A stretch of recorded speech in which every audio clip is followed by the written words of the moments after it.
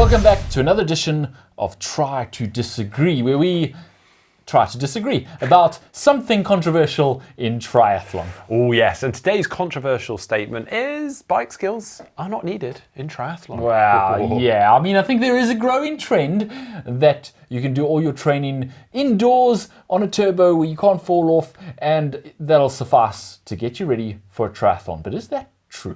And look, I get it because it's time efficient and there are benefits to indoor training in terms of getting powerful, doing very efficient bike workouts.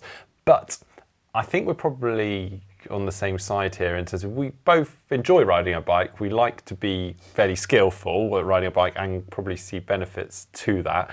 However, we are going to have to take sides, I'm afraid, James. We are going to have to take sides. You see, we've seen more and more, I suppose, pros out there who have kind of forgone any bike skills training whatsoever, done all their training on Zwift, got really, really strong, and still had a fair amount of success. And yeah, okay. Which way are you going, Mark? I was hoping you'd choose. I'll go with you don't need bike skills. Whoa, controversial. Okay, yeah, I'll go with you definitely do need to work on your bike skills. Now, the thing is, we've seen athletes, like I said, who haven't worked on their bike skills. They've worked on Zwift and they've got really strong and they've done really well. I'm talking about someone like Andy Potts or Lionel Sanders, who have spent all their time indoors and then biked really well in triathlons. And therefore, the answer would be, yeah, you don't need to do it, as Mark's going to argue. However, they've also picked and choose their races based on the bike courses, and they've chosen ones that only suit them, and that's not really the most versatile thing, is it? You want to be versatile, that you can do anyone. Well, you say that.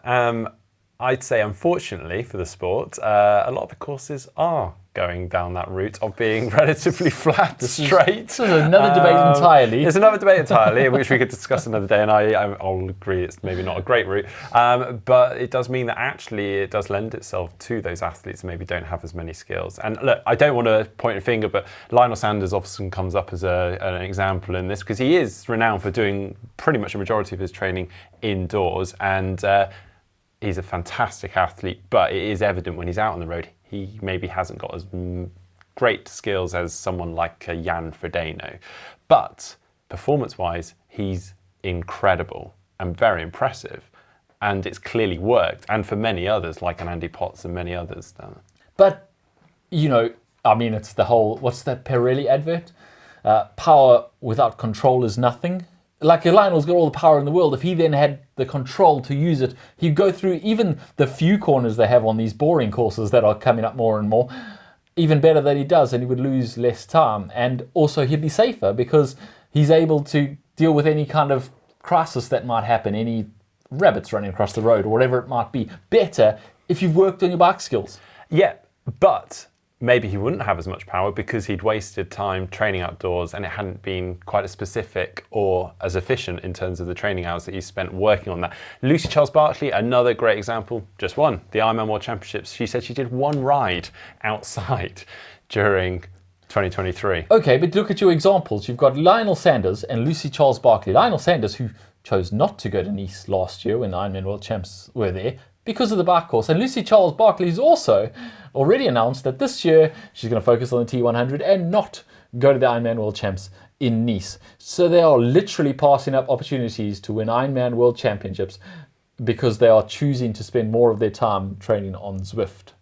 And then they're going to the courses that are easy, which are, as you say, there are more and more of, but you're not actually working on all your skills. And there are a lot of reasons why you want to work on skills.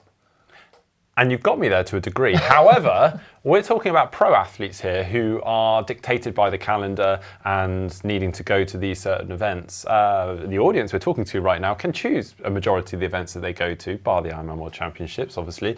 But a majority of them, they go, well, I want to do that course and I have limited hours of training per week. I need to be efficient with that. I'm going to try and be as best an athlete I possibly can be with those hours I have available. So the best way to do that, maximize that time, get on the indoor trainer, get powerful, get fast, turn up to these courses that suit me and rip them apart. I can see the point, absolutely. However, those same athletes don't share their course with 19 other pros and safe draft distances. They share them with 3,000 other athletes who are all over the place, let's be honest, and bike handling skills might be significantly more critical. It may literally save your life.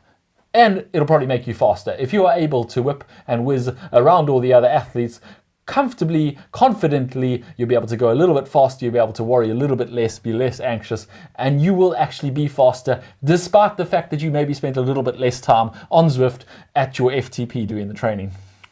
And I've got to be honest, I'm struggling to fight you here on this one, because also, for me, that is part of the enjoyment of cycling. I like to have those skills to be able to handle the bike well, and at the end of the day, if I'm riding my bike that often, it seems a shame not to have the handling and the skills to throw it around and have fun on the climbs and descents.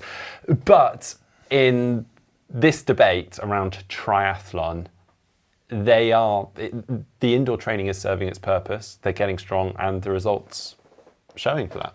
Well, yeah, but the thing is, in a triathlon, when you're on a TT bike that is designed for going fast in a straight line, you are faster if you've got a lot of power. However, triathlons don't happen in a straight line. So all the more reason to be confident and comfortable with your handling so that you can go down in those aero bars as fast as possible, but still be confident you get round the corners, still be confident that you can sit up, still be confident you can deal with whatever objects might come at you, or speed bumps or other competitors.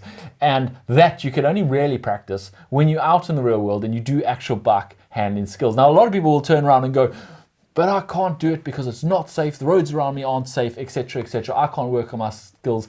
For my family and for everything else, I'm going to spend all my time on Zwift. I understand that. However, bike handling skills don't only happen by doing all your training outside. You can do specific bike handling skill sessions. Go to a safe bike course, go to a safe loop, go to a safe, even a parking lot that's got no cars in it occasionally, and do actual bike handling skills where you get better and better at your bike handling. And it may sound like it's time wasted, but half an hour spent in a parking lot learning to lean your bike this way, lean your bike that way, pick up something, whatever it might be, make a really sharp corner, make a really sharp turn, is going to pay dividends, not just for one race, but for years and years and years of bike enjoyment. There's just no reason not to work on your bike skills.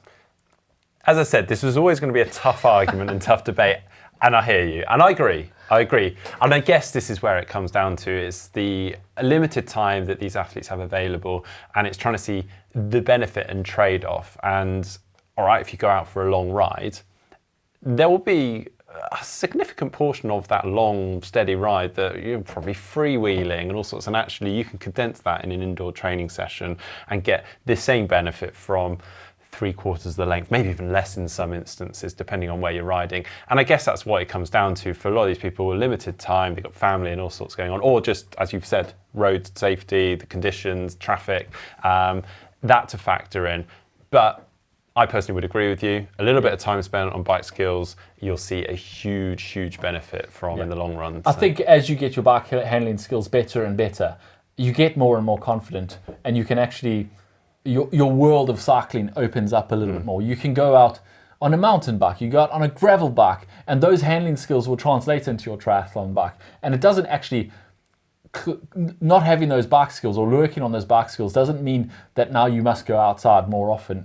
Quite the opposite. It means you now want to go outside more often. You want to spend more time on your bike. And that versatility and doing all the different things actually makes you a better cyclist. Not just a better cyclist skills-wise, but actually a stronger cyclist. You can go right up really steep hills because you're confident in your bike, and down really steep hills because you're confident in your bike. There's just no kind of benefit to not working on your bike skills. I think, I've won this debate. I knew I was going to, because we threw Mark under the bus with his... No, it's a really, genuinely, although I'm with you, it's an interesting debate, and we've got... Well, I was going to say it would be a really interesting thing to experiment with two different athletes, but we kind of already have that with the likes of Lucy Joss, Barkley, Linus. They are literally our case studies, and they've done incredibly well, but as you say, on specific courses. And personally, I would say that their enjoyment or experience of cycling has probably been limited as a result of doing that. My opinion. They may disagree with you on that. However, we'd be interested to hear your opinion. Leave a comment down below. Let us know what your thoughts are. Is time spent working on bike skills a wasted time and you should be better off holding your FTP on Zwift? Or do you think that bike skills are possibly the most important thing you can work on as far as your bike goes, because everyone's safer and everyone's happier and you'll be a happier cyclist? Let us know. Also, leave other questions for Coach's Corner, hashtag GTN Coach's Corner, anything training related below this video or any one of our other ones, because next week we'll be answering your questions on GTN Coach's Corner. Thanks for watching. Cheers.